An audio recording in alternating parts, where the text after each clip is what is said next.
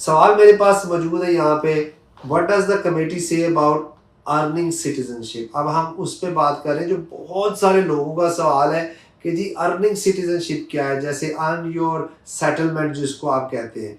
The committee agrees citizenship and settlement should be earn through good conduct, through with immigration law, English language ability, financial responsibility, absence of serious criminality। तो committee इस चीज़ के साथ agree कर गई है कि जो लॉ बनने वाला है जिसमें अनसेटलमेंट की बात हो रही है तो वो होना चाहिए। इसका जिसका मतलब ये है कि वेरी सून जो है ये कानून बन जाएगा कि अब आपको 5 साल के बाद इंडेफिनेट नहीं मिलेगा, आपको 10 साल के बाद इंडेफिनेट मिलेगा। एंड देन सिटीजनशिप, तो अनसेटलमेंट स्कीम इज ऑन इट्स वे। वो कब इम्प्लीमेंट होती है ये अभी पता नहीं है, लेकिन यूजुअली क्या होता है कि जब आप कोई भी जो हाउस ऑफ कॉमन से जो भी बिल पास होके जाता है हाउस ऑफ लॉर्ड के अंदर, जो हाउस ऑफ लॉर्ड जो है उसको जो है वो आगे अप्रूव करते हैं और फिर वो वापस हाउस ऑफ कॉमन में जाके कानून बनता है। या जो कमेटीज बनती हैं वो जो रिकमेंडेशन देती हैं हाउस ऑफ कॉमन देती है वो जाता है हाउस ऑफ लॉर्ड में। हाउस ऑफ लॉर्ड्स के बाद जो है वो दोबारा से जो है वो कानून बनता है।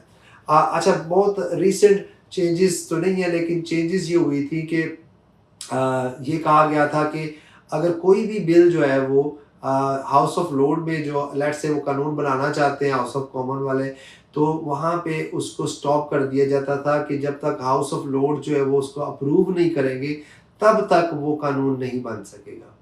तो उन्होंने पहले तो जो फाइनेंस के हवाले से जो था वो लॉ चेंज किया कि ऐसा नहीं होगा। फिर उन्होंने कहा कि कोई भी बिल जो है वो अगर 2 साल तक पड़ा रहेगा और हाउस ऑफ लॉर्ड्स उसको अप्रूव नहीं करेंगे तो वो वापस कानून बन जाएगा। तो they can stop for 2 years। However in this case it's very clear कि this going to be a law very soon, on settlement और on your citizenship. What does the committee say about suitability decision? जो suitability decision है उसके बारे में क्या कह रही committee? Suitability decision should be based on reliable evidence। वो कहते हैं कि ये reliable evidence के ऊपर होने चाहिए। The committee recommends improved data sharing between the Home Office, HMRC, DWP and other departments। कि ये जो आपकी citizenship है ये again data sharing की बात हो रही है कि जितना भी एक बंदे को एक आइडेंटिटी से हर जगह पे जाना जाए, ना कि उसको डिफरेंट चीज़ों से जाना जाए। तो क्या अनसेटलमेंट या अनसिटीजनशिप जो है वो वापस आने वाली है जिसके अंदर 5 से 10 साल में अब आपको मिलेगा? सो आंसर इज यस, जी बिल्कुल। इसके लिए अब हम सबको तैयार होना चाहिए, ज़हनी तौर पे तैयार हो जाना चाहिए। अब क्रिमिनलिटी के ऊपर रिफ्यूजल्स आएंगे और दूसरा आपके जो इमिग्रेशन ब्रीचेस हैं उसके ऊपर मैंने बात की है। वर्बल डिसेप्शन की बात की जा रही है कि बहुत सारी सिटीजनशिप जो है इसलिए रिफ्यूज होके आ रही है कि वर्बल डिसेप्शन हुई थी। तो ये स्टार्ट कर रहे हैं अभी इसके ऊपर से सिटीजनशिप के ऊपर से, लेकिन क्योंकि ये सूटेबिलिटी गुड कैरेक्टर रिक्वायरमेंट है तो ये तो आम वीज़े के ऊपर भी आती है। तो क्या जिसने यहाँ पे असाइलम अप्लाई किया हुआ है और उसने ये कहा कि मैं आया ही यहाँ पे असाइलम करना था तो उसका क्या होगा? So I think that may be challenge, this decision may be challenge in the court, क्योंकि जो यहाँ पे एंटर होता है वो सच बोल के तो एंटर नहीं होता असाइलम वाला कि जी मैं यहाँ पे असाइलम करने वाला हूँ। लेकिन एक चीज़ तय हो चुकी है, I am repeating myself कि according to House of Lords की कमेटी की जो रिकमेंडेशन है, जो उसने स्क्रूटनाइज किया इस चीज़ को कि जो अनसेटलमेंट है क्या वो सही है कि गलत है, तो वो कह रहे हैं ये सही है, ये होना चाहिए। Could immigration history still affect citizenship? क्या आपकी इमिग्रेशन हिस्ट्री जो है वो सिटीजनशिप को अफेक्ट कर सकती है कि नहीं कर सकती?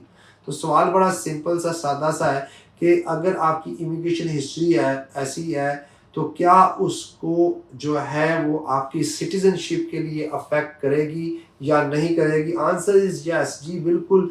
कमेटी का कहना है कि जी बिल्कुल इमिग्रेशन हिस्ट्री रिमेन्स रेलिवेंट, वो बिल्कुल रेलिवेंट रहेगी, but each application should be consider on its own merits. लेकिन हर एप्लीकेशन को जो है वो उसके मेरिट के ऊपर, अपने मेरिट के ऊपर कंसिडर किया जाए। फॉर एग्जांपल लेट्स से अगर कोई बच्चा जो अंडर 18 यहाँ पे अपने पेरेंट्स के साथ यहाँ पे आया, उस वक्त 5 साल का, 10 साल का, that is beyond his control कि वो यहाँ पे एंटर हुआ है, तो वो तो खुद से एंटर नहीं हुआ। तो जब उसकी एप्लीकेशन कंसीडर की जाए तो देखा जाए कि भाई क्या उसको सिटीजनशिप इस वजह से रिफ्यूज करनी चाहिए कि वो यहाँ पे इलीगल एंटर हुआ है, या उसके सर्कमस्टांसेस कंसीडर करने चाहिए। तो इन दिस केस वो कह रहे हैं कि जी बिल्कुल करने चाहिए। दूसरा, अगर किसी के यहाँ पे ब्रिटिश बच्चे हैं, ब्रिटिश वाइफ है, और उसने कोई 10 साल पहले इमिग्रेशन ब्रीच हुई थी, उससे वो ओवरस्टेयर हो गया था, तो क्या उसको कंसीडर करना चाहिए कि नहीं करना चाहिए? जी बिल्कुल, ये देखना चाहिए कि उसके करंट सर्कमस्टांसेस, उसकी स्ट्रॉन्ग टाइज है, उसके ब्रिटिश बच्चे हैं, उसकी ब्रिटिश पार्टनर है यहाँ पे, तो उसको रिफ्यूज करना उसकी citizenship, it would not be fair.